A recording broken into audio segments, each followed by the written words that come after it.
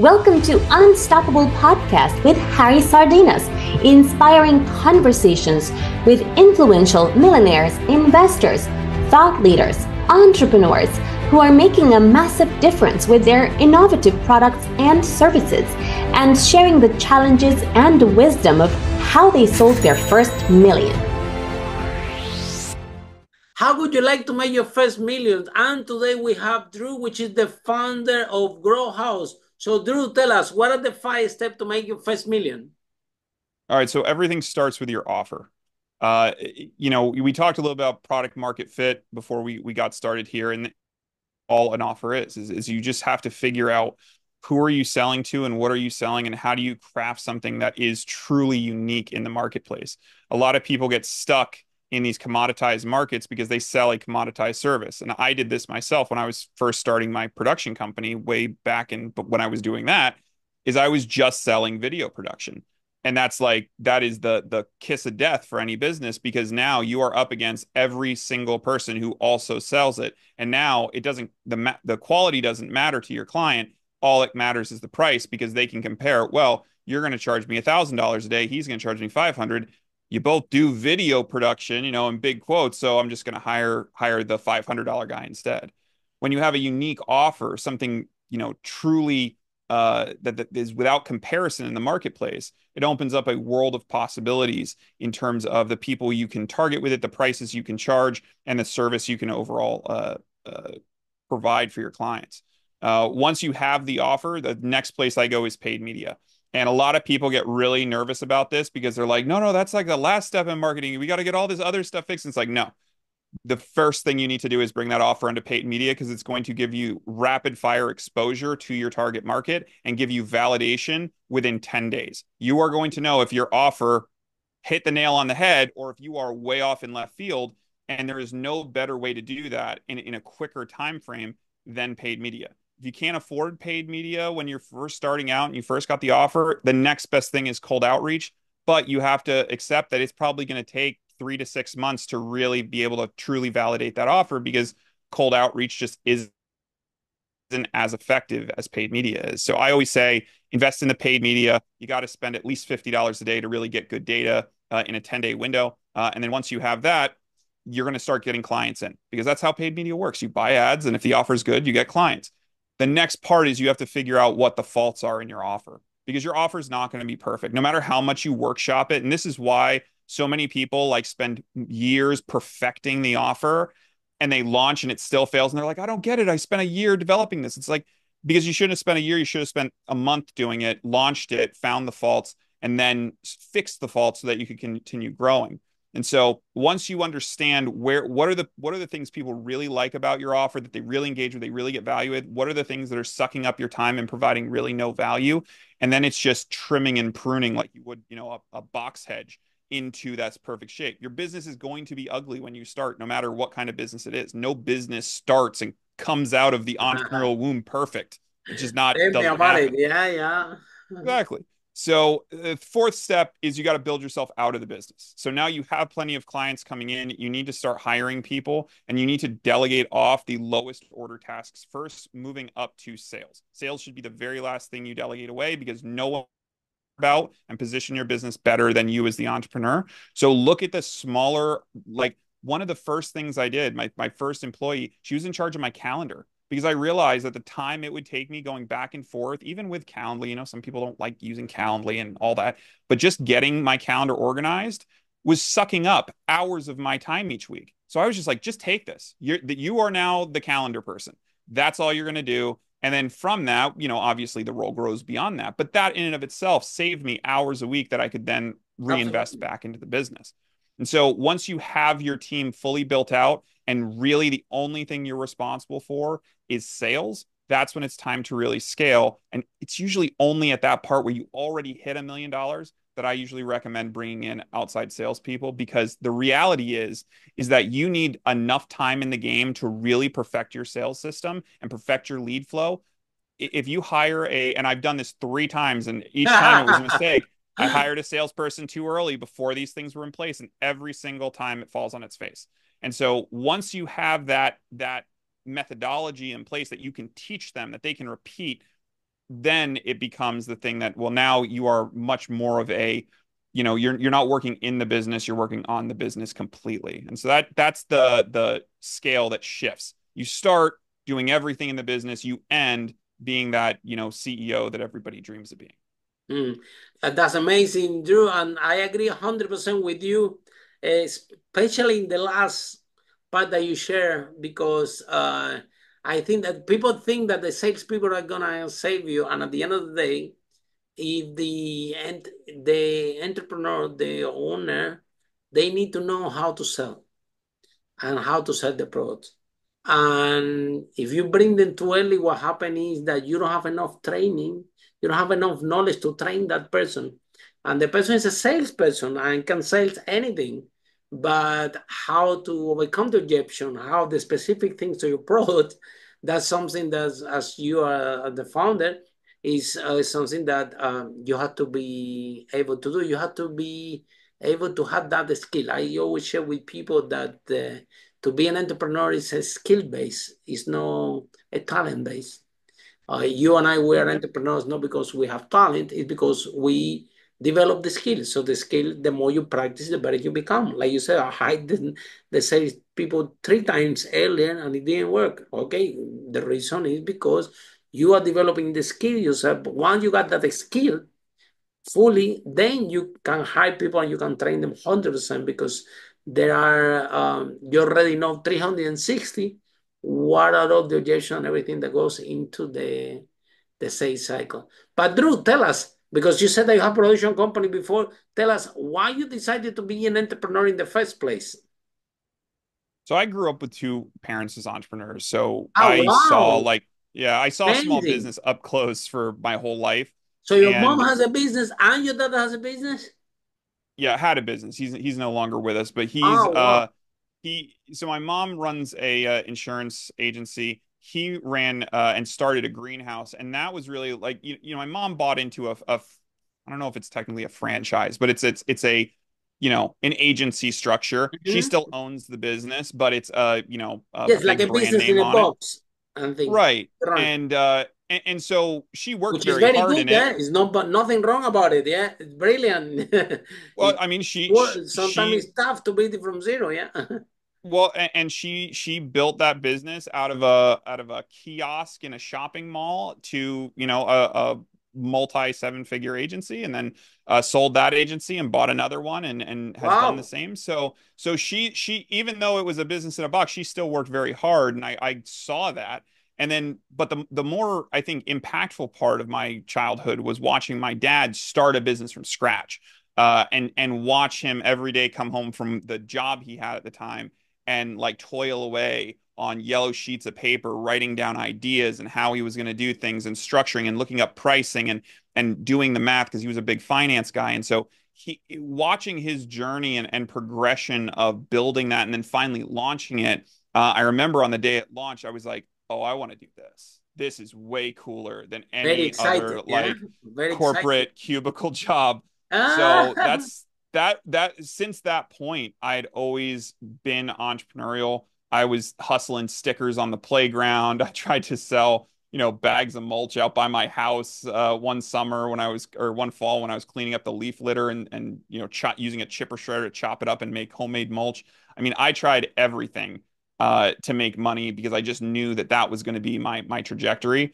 And then after college, it was like everyone else was getting jobs, and my focus was like, well, how can I take all this knowledge that I just knowledge. gained over 4 years and actually build something out of it? And then tell us so was your dad around when you started the first business? Was he happy? Well, not the real first. I mean, he was around when I was hustling stickers, but he died when I was 10, so he didn't get to Oh, see any of my like real I efforts. bet he should be Um, he would be very proud of you. I think so. I How's think mom? Mom is still around? yeah, mom's still around. Is she She was happy? always the Is she well, happy when you she decide to be an entrepreneur? Or she's very no. concerned and say, well, why are you doing entrepreneur? You should be doing a job now that you got a Uh, degree in university. You uh, didn't pick this hard life. yeah, What's a hundred mom's percent. view? she was not supportive in everything I do, but she was very concerned that I did not want a 401k job. And she would kept telling me up until about 2 years ago, she's like, you could always get a job. You have a lot of talents. Yeah, I'm sure someone would hire you.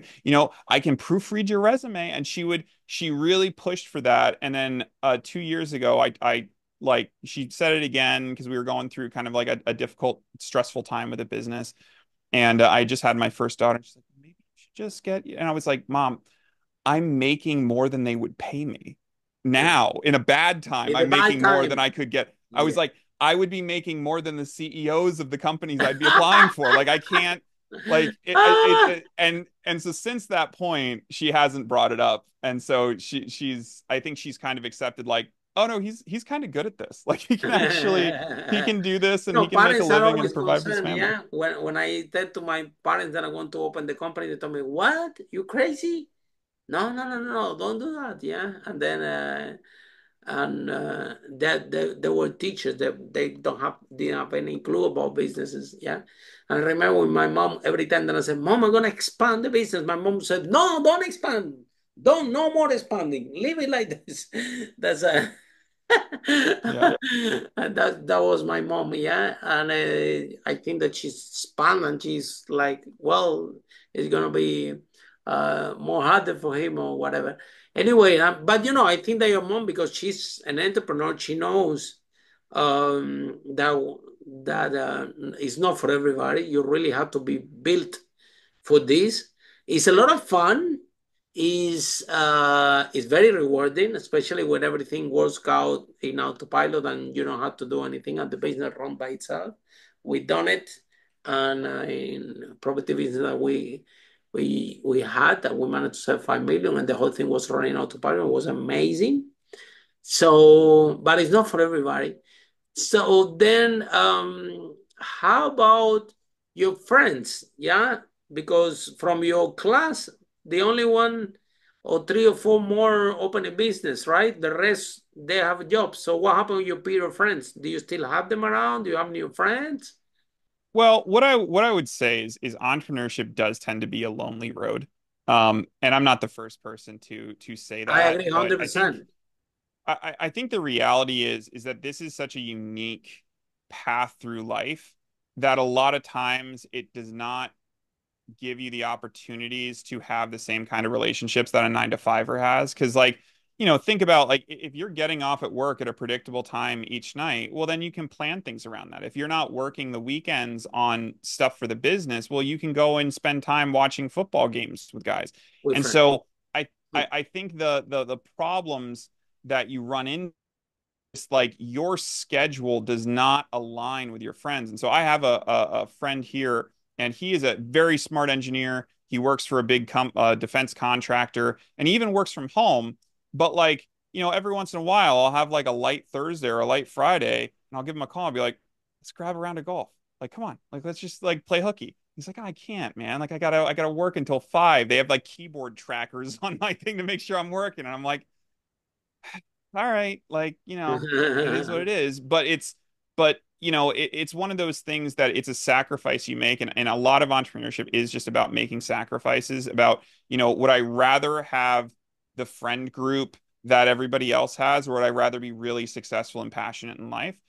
And I'm going to sacrifice the friend group every single time, because you can always find other entrepreneurs as friends, but you only have Yeah. one shot at success. Like, you only have a limited amount of time on this earth to build something, and to build something takes a long time. Like, I live in a Victorian house, and like Wow. right in our neighborhood, right down the street, they're putting up a new house. And that house went from foundation to roof in about 2 weeks.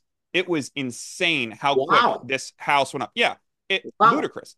This house took 4 years to build, the one I'm in right now. And it's not a mansion. It's just, it was built in the 1800s.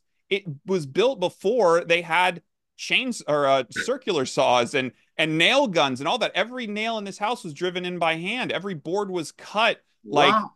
on a donkey powered sawmill or something. Like Ah. all this stuff is people have this conception of, because other people got to go faster, they've reached success earlier in life. that they didn't put in the effort, that they just had it easy. And it's like, well, you just don't understand the work they put in ahead of that. Some of these people have been building businesses since they were 16, 17 years old. And yeah, now when they're 26, 100%. they have a decade on you if you're only starting at 26, right? So like, it's one of those things that building anything takes time. It does. It took time for technology to advance enough to that house to get built in 2 weeks, right? Like every single thing in our society takes time. And I think a lot of people just don't have the patience for it. And they don't see it as like, well, you know, I'm going to start this business and we'll see how it goes for a couple of years. Like, no, if you're a true entrepreneur, you're signing up for a lifetime. It's a lifetime membership in this club. It's not I'll test the waters and see 100%. how I feel in a year. 100%. Let me see how it goes. And after, no, it doesn't work like that. No, no. You got to be committed. Yeah, tell me about it. Yeah. And since I started my first business, I was 18 years back. And I never look back. And so it's been good moments, bad moments, you name it. But we're still on the club, yeah, and we love Yeah. it. Oh, So 100%. It's the most exciting job in the world. Like, yeah, I always find you'll it get weird bored when for sure, yeah. well, there's the thing that kills me is the idea of risk around entrepreneurship. And it's like if you really break down the risk between a 9 to 5 and an entrepreneur, like once you're established, well, obviously when you're first starting out and all your money's on the line, like yeah, there's a lot of risk, but long-term risk over having a 9 to 5 versus entrepreneurship is way safer. Because Absolutely, absolutely. I I agree 100% with you because let's face it, like you saying, and I agree 100% with you. That takes time. It takes time with what we shared before. You need to develop the skill, and yeah, develop the skill takes time. Do you know anybody that learn how to drive in a day? Or swim on a day? no. No, do you Yeah. know? It takes time because it's the more you practice, the better you become, and you need time to practice, and that's the whole thing. And it's what you said. The some people are not strong to be there to actually finish to develop the skill, and probably developing this skill might be job you failing 2 3 times in business and losing maybe 250,000, 500,000 until actually you develop that skill and I start to move forward. For everybody is different. However, um, job is to have any job sometimes it becomes complicated because a lot of people they are very comfortable in corporate jobs, yeah, working 9 to 5, and Mhm. yeah, they make a lot of money. The corporate make sure that you get good money so you're comfortable. Yeah. But they make sure that you get very comfortable. However, if one day they don't need you, now you only know tiny piece of something specific to do, and that have nothing to do with the entrepreneurship. And if you want to, people want to start the business at that stage, it's a long run because it's a lot of skills that need to be developed. And I think it's a better position you if you're able to create your own job. Oh, 100%. It's the greatest security in the world because at the end of the day, like if I know how to market and sell anything, I can always make money.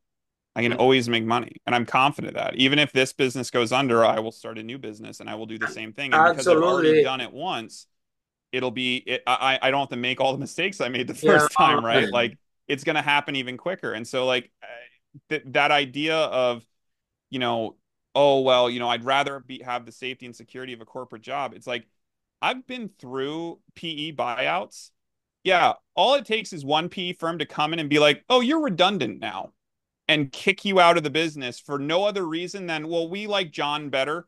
And he's been with the company for a while. So John's going to do your job now. And you have to just go find a new job. And like that happens. And it has I happened start. multiple times. I've had friends lose their jobs because of private equity buyouts or downsizing or just companies being dissolved. And it's not safe. It's really you're sacrificing your long-term security for short-term security when you take a job. That's what you're really doing. Because guess what? When you own a business, you can still have a 401k. You can still have health insurance. You can still Yeah. have all the things they provide you.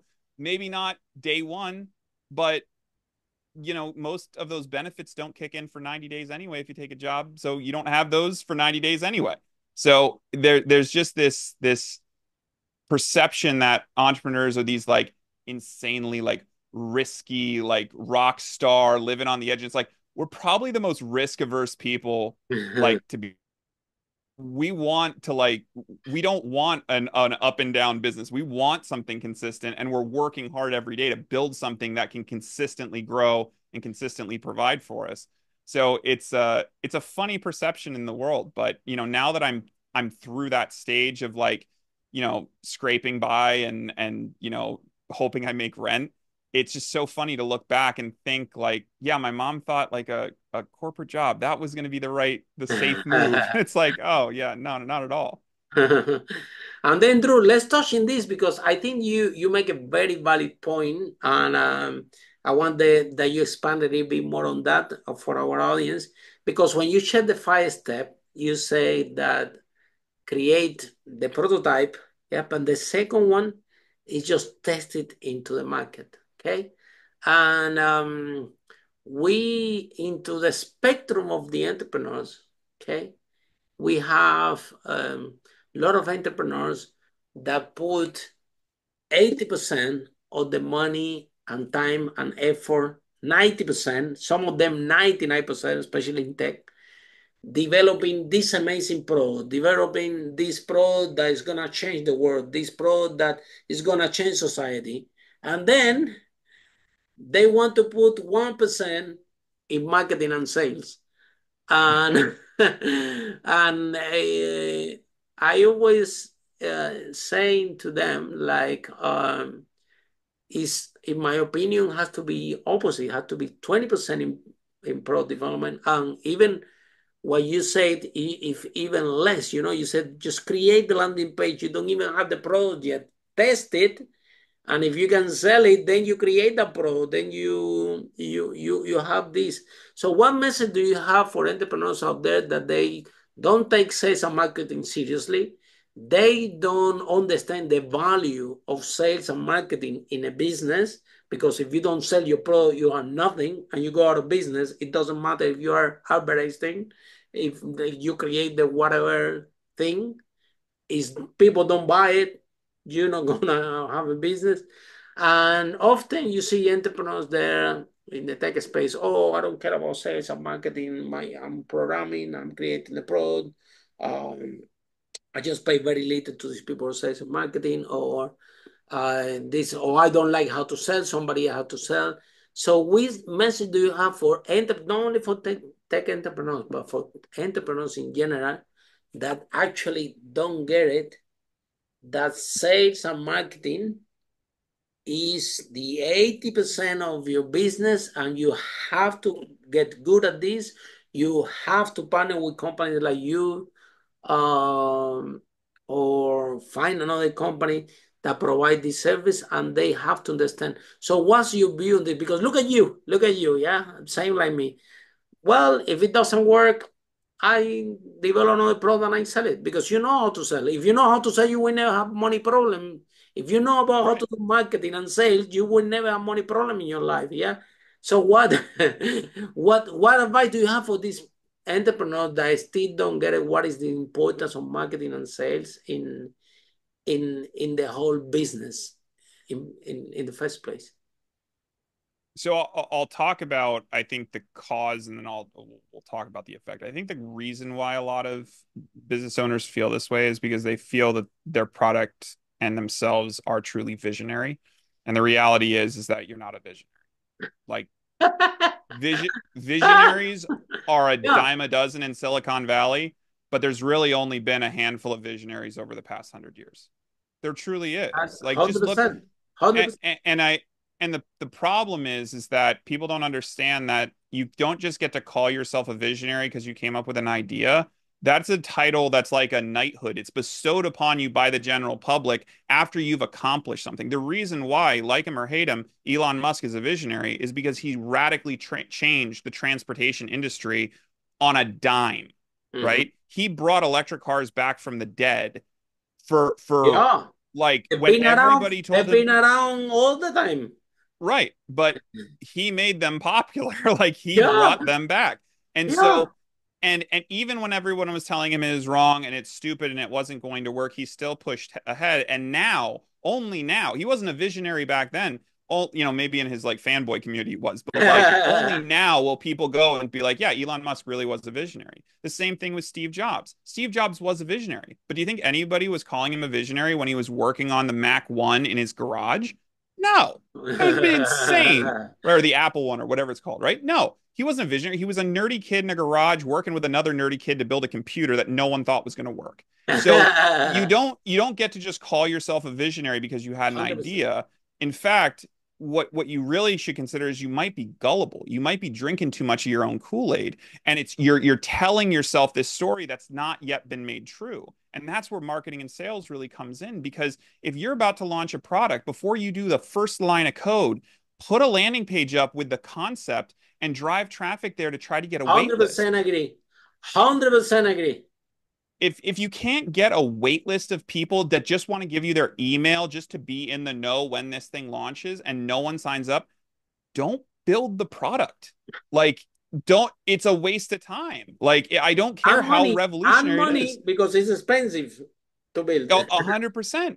But think about the financial position you put yourself in if you get that list. Say you get 100,000 people on that list, and you take that list into an investor presentation, and they go, well, what's the market interest in this? Or, what do you think is, well, here's 100,000 people that signed up for our mailing list waiting for this thing to launch. Mm-hmm. Mm-hmm. All of a sudden, that $1 million you're Change asking the for is a whole, drop in the bucket for what they think they're going to make, because they see that there is a market here. And as a fact, there's a market here, which then should give you the inspiration to go forward and push forward with this idea. Not to mention, if you start getting a mailing list together, now you have focus group. Now you have people that you can test stuff on. You can get more information. You can book calls with them. these And people can you can help you to create the product in the first place. yeah. So it's just shocking to me how many people try to build products and offers and services in a vacuum without talking to their market, and how surprised they are when it fails. And it's like, the way I built my agency was I launched right ahead of COVID. And because I couldn't sell anything, I just met with business owners and asked them what they didn't like about marketing agencies. That's how I built it. I Wow, just I amazing. just reverse yeah, I just reverse Amazing. engineered what people don't like about marketing agencies. And I was like, okay, we're just not going to do any of that. We're going to do all this stuff and we're not going to do any very, of that. very And we good. grew it. So Yeah. like, if I hadn't have done that, and honestly, it was a good thing COVID came along, because I wouldn't have done that. I would have done the same thing everybody else did, was just like, well, this is how it's always been done. This is how a marketing agency works. Here's the playbook. And I would have failed. But because I was forced to do market research, I built the Brilliant. perfect thing the first time out. And it wasn't, I shouldn't say the perfect thing. It was the perfect thing to launch, because within the first 3 months of advertising it, we scaled to 6 figures. And so like, Wow, amazing. that's the power, Congratulations. Brilliant. right? Yeah. So that's the power of doing your marketing and doing your market research first before you worry about writing a single line of code. Because who knows? Maybe you positioned it to the wrong audience. Maybe, like, Instagram used to be a bourbon rating app, right? Who would have thought that would become what Instagram is today? No one. It was their users giving them feedback and them looking at the data and being like, no one's using any of these features except for the filters. Maybe we should just do that. Right? Like, that's the power of having a strong marketing presence and strong communications and strong sales, is that you shortcut your way to success by getting real feedback before you ever invest $1 in a business that is destined to fail.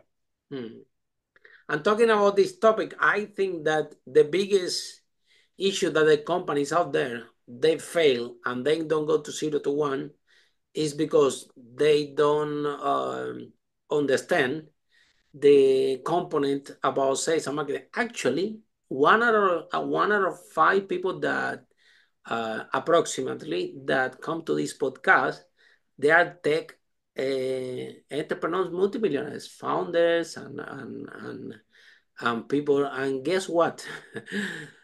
All of them, they are expert in sales and marketing. I haven't found any software developer yet Yeah. that had succeed in the tech space, at least to come to this podcast. That makes sense?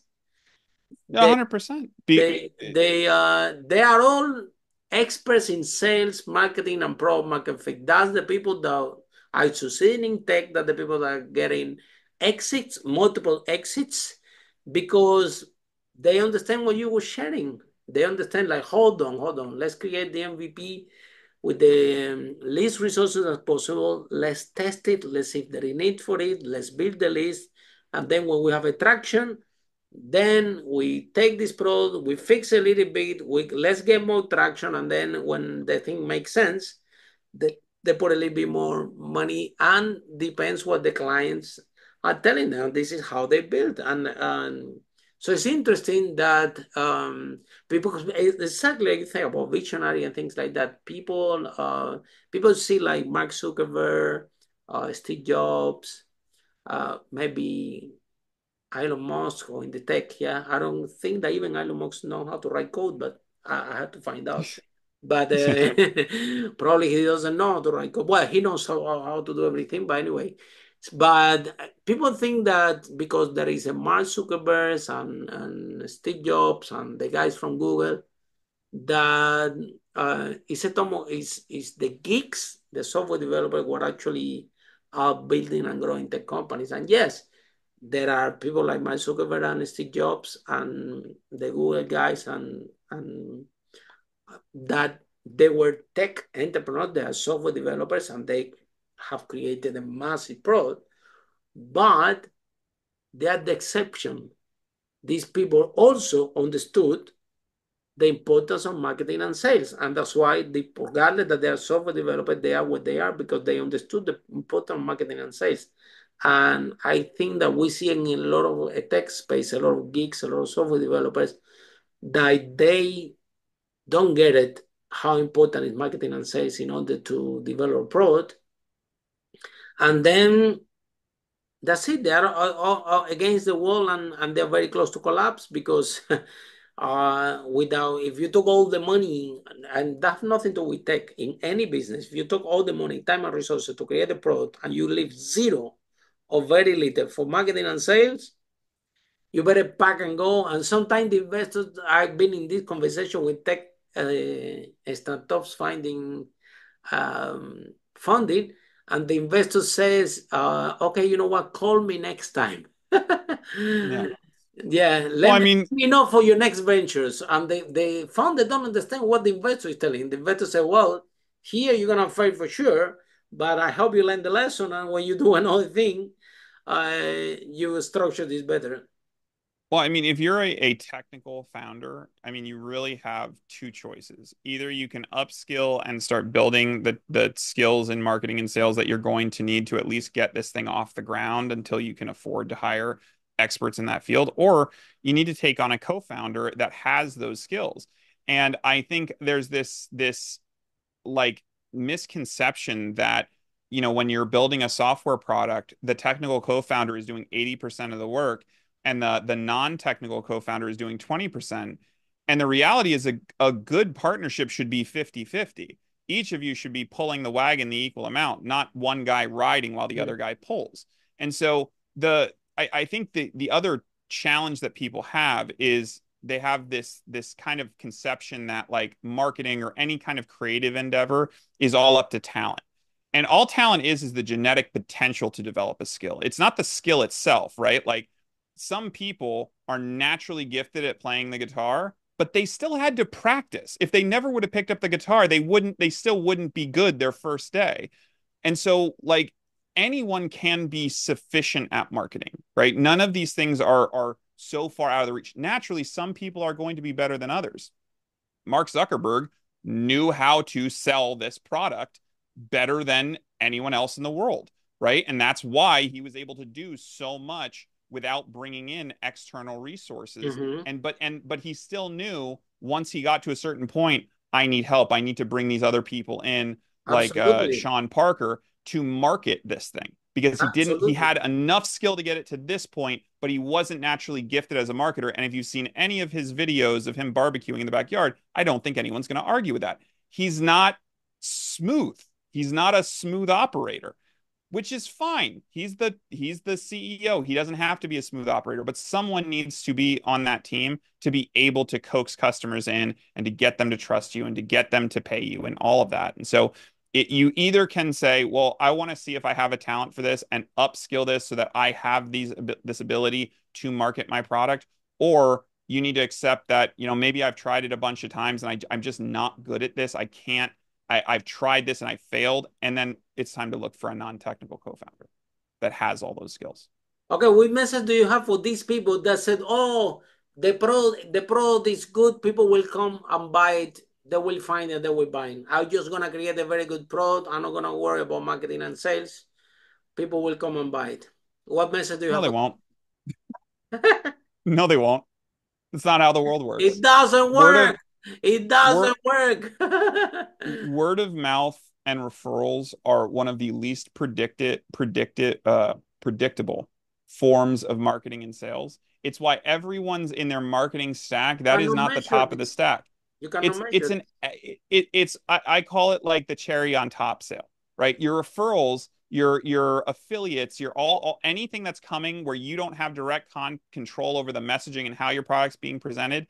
All of that's just gravy, man. It's just the stuff on top. It's not your core marketing and sales strategy. And if that is, oh, well, we're going to just be like this peer-to-peer. Look at Clubhouse.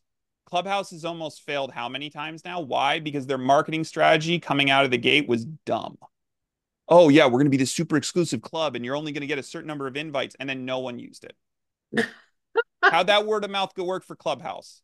Not great. I haven't heard about Clubhouse in like a year. I don't even know if they're still around. Yeah, I got friends that they're investors in this. Yeah. And then what did Elon Musk do? He created Clubhouse on Twitter. So wow. and guess what Twitter does? They advertise. Like they're out there. They have brand, people know the brand. People come to that site already. So it's like by not marketing, all you're doing is giving your competitors an advantage over you, because if they're better funded and better staffed, and they look at your idea and they go, we could steal that. They just will.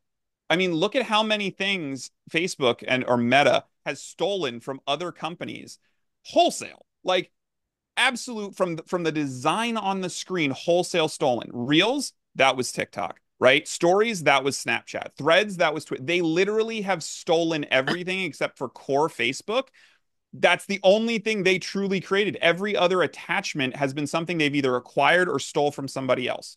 So that's what why do you think you're so special that if you don't have to build an audience, that people will just come to you? Well, the people that might come are your competitors that are just going to take your ideas and take them, and you're not going to have any recourse because you probably didn't protect them anyway. So, or even if you do you really want to go up against Facebook's lawyers? I don't think so. Like they're just going to bury you in legal fees until you quit, right? Or take a settlement to make you be quiet and go away. So it's just this idea that, if I build it, people will come. Buddy, you can watch Field of Dreams as many times as you want. It's not a true story. Like, not true. It's not true. Listen, we telling you guys the truth. It's never gonna happen. It doesn't work like that. It doesn't work. You can invent whatever you want that could be the best thing in the world. If you don't know how to market it, and if you don't market the product, because it's never good. It's the client who fixed this product for you. And for you to know that the client fixed the product, you have to market the product. It's exactly the first step that you share when you were starting this broadcast in the first place. Is the client like when I have my first business, right? I was a property business. We managed to sell over 5 million, and I was renting rooms. Okay, and then I showed the room. The first client was a boy. They see the room and they say, "Well, I don't like it. Why don't you like it? It needs a little bit of painting." Then the guy went out. I went and I painted the room. Then again come. I said, "Listen, you like the room? Look, it's clean, painted." And the guy said, "Well, it's a little bit cold." I'm like, "What do you mean by cold?" "Yeah, but the bed sheets, it's so boring." So okay, fine. So then I went to IKEA and I bought a bed sheet with different colors. Yeah, orange, pink, red, very vivid colors. I buy a painting, also put a flower for £1. Guess what? The next person, it was a girl, she opened the room and she said, I'll take it. And I'm like, man, you see, I Market didn't, research. the product, it was not what I thought they would want to buy. They told me what I need to do. And if I do this, they will buy it. If I don't do it, they're not going to buy it. Simple. So I could be still, after a year showing the room, if I don't make this modification, still, nobody will take the room. And the same with the product. If there is no product, if there are no product there, that you create a wonderful product, then you don't have feedback for the client because you haven't marketed. It doesn't work. It's the reason I love the build in public movement. I think it's probably been the best thing to happen to the tech space and just the entrepreneurial space in general, because it opens you, first off, you build an audience through the content of putting yourself out there and saying, hey, this is the problem I'm trying to solve. Follow me on this journey. So Mm-hmm. you're already having an underdog story, which is a fantastic story structure to have when you're going into the world of content marketing. It's way better than just information vomit every week of just like, hey, 10 tips of whatever. Like having an actual story, a through line, and having people watch you launch this and get excited and give you feedback and jump into a Discord and give you ideas. It's the greatest asset you could possibly have. And yet having people still develop stuff under the cloak of darkness is just it's so backwards for what most people should do. Now, there are some companies, like we did a little bit of consulting for a satellite company. What they're working on is very like top secret, highly competitive. Like they can't build in public because if people Wow. found out what they were doing, Boeing would just take like it's the kind of thing that you don't want other companies that work with satellites knowing what you're doing, right? Because it's just not possible to do that. But the guy who started that company worked in the satellite industry. He knows the problem exists. He's already had 10 years of data having to solve this problem on the fly and realizing, why am I juggling? Like, they're just a system to solve this. So he already went through the process. So, like, it's okay to build in darkness as long as you have hard data that, this is a problem. Mm-hmm. People will pay to Mm-hmm. solve it. They're Mm-hmm. already paying X amount, and Mm-hmm. I can cut that in half or by a third so that they don't have to pay as much to solve it or make their lives easier or whatever, then that's perfectly fine. But for most people who are doing something completely new and out of the box and they just had this idea and they're like, I don't know, I would use this app. Great. Share that with as many people as you can so you can get the feedback so that they will tell you, is it actually a good idea? Is it really going to work? One of the coolest app stories I've seen recently was this. It was a social connecting. It was a small group connecting app for, I think, women, like young women, to meet in like small groups. And their like MVP was like a Google form. It was nothing. Like Amazing. That's every brilliant. yeah. Yeah, it was like a website and a Google form, and then on the back end they would like manually match people together, and that was their MVP. That is a no-code solution. Now they have a app and they have all Absolutely. this other Yeah. stuff, but that was their MVP. That's how they Wow. started pulling people in and getting Well, I feedback love this and story. executing. Yeah. Yeah. So I don't remember the name of the app. I just saw it the other day, and Wow. yeah, but it's Like I a think it's a big company phone. out in Boston. If you look up like social meeting app for small groups, I'm sure you'll find it. But Mhm. uh it just goes to show, like, just because you're building something highly technical does not mean your MVP needs to be highly technical. It just needs to solve a problem. The audience doesn't care what the back end looks like. They really don't. Unless you're selling something like crazy B2B like enterprise solution, then you're gonna have someone looking over your work and being like, how does this work? How is this going to integrate with our systems? But if you're selling something simple B2C, just build in public, get the feedback you need. Like go with a low rent MVP just to get people through the system and see if they actually like it and they'll pay for it. And then worry about building, the next Instagram. Drew, last question. So what view do you have, when things are tough, like for example, COVID came, everybody said, oh, you know what? we are in tough times, so let's cut the budget in marketing and sales. And people don't understand, entrepreneurs don't understand that marketing and sales and investment. You actually put the money and then you make more sales. It's an investment. It's not a cost for you. So I mean, if marketing and sales become a cost for you, then you have to revise the process because something is not working. It should be an investment, but there is every time that things go sour, the first thing that everybody does is, oh, I have to lower the budget in marketing and sales, and I'm Well, thinking like, man, no, put the foot in the gas. Come on, if everybody's not doing it, your ads is gonna be cheaper. This Facebook, all these right. the more people are pushing, the more expensive they become. Now everybody's cutting. You have the whole ads for you cheaper. You put the foot in the gas. So what message do you have for founders that as soon as something goes a little bit rough or something COVID, something weird happen, they say, well, marketing and sales, we are cutting. What So I think the first thing you have to consider is the reason why that happens is because it's very difficult to improve operational efficiency, and it's the kind of bear that most people don't want to take on because they're just like, man, in order to make the same amount of, I could either cut my marketing budget by 5 grand a month, or I could rework these systems that might take me 3 months to do to save me the same 5 grand. Well, I'm just going to cut the budget because that's easy. I can just, tell everybody to stop running Facebook ads or like cut the ad budget in half or whatever it is. Because it's an easy flip of a switch, right? Anyone can go into an ads account and do a budget limit on whatever campaigns they're running. And oh, problem solved. Now we've righted the ship. And it's like, well, no, you haven't. What you've done is you've crippled the rest of the business. And now you're you're not decreasing just the putting sales them. now. You Well, just now decrease. you're not just putting at risk your marketing team, you're putting at risk your whole company because like I think people have this idea that there's this like stasis of business that like your churn and acquisition at some points just even out and you can kind of just coast through the choppy waters, but that never happens. It's like one of those like theoretical, like in theory it could happen, but it never happens.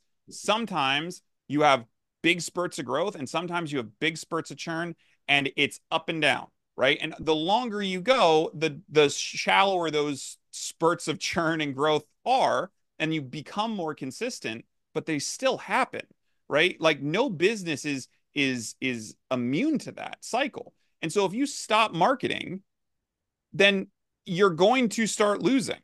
Like it's a direct, like it's the easiest way to crash a business is to stop marketing because it's like swimming. You stop swimming, you Agree. sink. You have to keep Agree. swimming, Yeah. right? So I just always look at it like, listen, if you need to cut the money, cut your salary. Take less as the founder. You're probably the one pulling in the most, right? Your management team. Maybe you don't need 4 people in HR anymore. Maybe you don't need all the developers you Yeah, have. become more efficient. You become more You need efficient. exactly. Don't Don't just cut the cut marketing marketing and because it's an sales easy because you. switch. It doesn't, it's you're shooting yourself in the foot because you have a scratch on the back of your head. Mm-hmm. Like it's like, it doesn't make any sense. It's just the two Yeah, things could for me not it be looks very further apart. logic. For me, it's very logic. But when you check out there, check the news and you will see any credit Yeah. crunch, everything. The first thing that everybody is doing is, oh, let's budget marketing and sales. It's crazy. And the other thing, Drew, tell us why your company is different. You will saying that, or you ask the people that all the marketing agencies what they didn't like about it, and you build your company based on that. Tell us a little bit about your company, why you're doing different, and why people that are listening this podcast, if they agree with what we're saying, that makes sense. Maybe they can contact you guys and work with you. How they can find you, how the process work. Tell us a little bit more all about that. Sure. So you can find us at growhouse.org. We're actually on the eve of launching a new site on Labor Day or so. It should be up and running.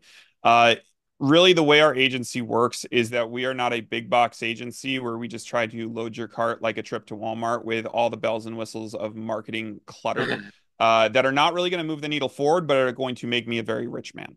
I decided that wasn't really a great way to grow a long-term business. It's great to make a lot of money in a hurry, not really great to retain clients.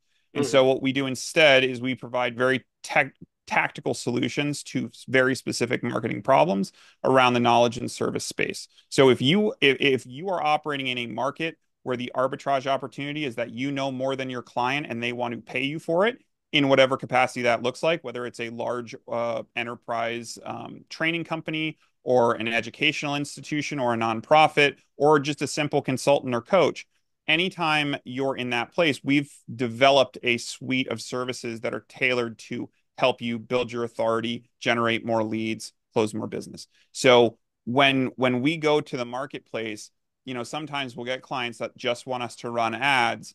And, depending on the client and our relationship with them, we may take them up on that and be like, yeah, sure, we'll take over your Google Ads account or not. But that's not our primary business. Our primary business is affecting, a holistic change in how you're marketing your particular product or service, or rather service or offering, and making sure that we're not just giving you a piece of the puzzle, we're giving you the entire puzzle.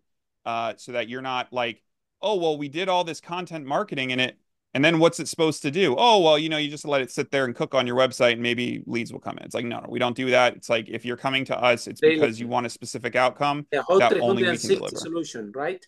Yeah. And then for the enterprise clients, we do like OCMO or fractional CMO work, depending on your terminology, with a full marketing backend. So instead of just hiring a fractional CMO that is then going to come in and say, well, you need to hire this person, this person, this person, we come complete with all the pieces you need. So we just adapt into your normal workflow and lead your marketing operations. Brilliant, so it's completely turnkey. So you can be an extension of CMO for any company, right? Yeah, that's our enterprise solution. Huh? Yep. Wow, that's brilliant. Could be tech company, could be any company, right? In the knowledge space, yeah. Yeah. As long as you're in the knowledge or service space, then yeah. We've worked with tech companies before. We've helped them raise millions of dollars by helping them with their marketing. I'm not opposed to working with tech people at all. It's just one of those things that is the technology you're developing a product or is it a service? Most technology is a service. If you're developing like an app that's like a keyboard for your iPhone or something, I'm probably not going to be the guy to market that. But if you're building something that's meant to serve, yeah, that's going to be our sweet spot. Thank you so much, Drew. That's been fantastic. And for all of you following this Unstoppable podcast, see you in our next episode of Unstoppable, how brave entrepreneur like Drew achieved the first million. Bye for now. Follow us for more interviews with world's most influential, audacious entrepreneurs that overcame challenges and adversity, providing you with the blueprint of how they sold their first million so you can grow your business exponentially.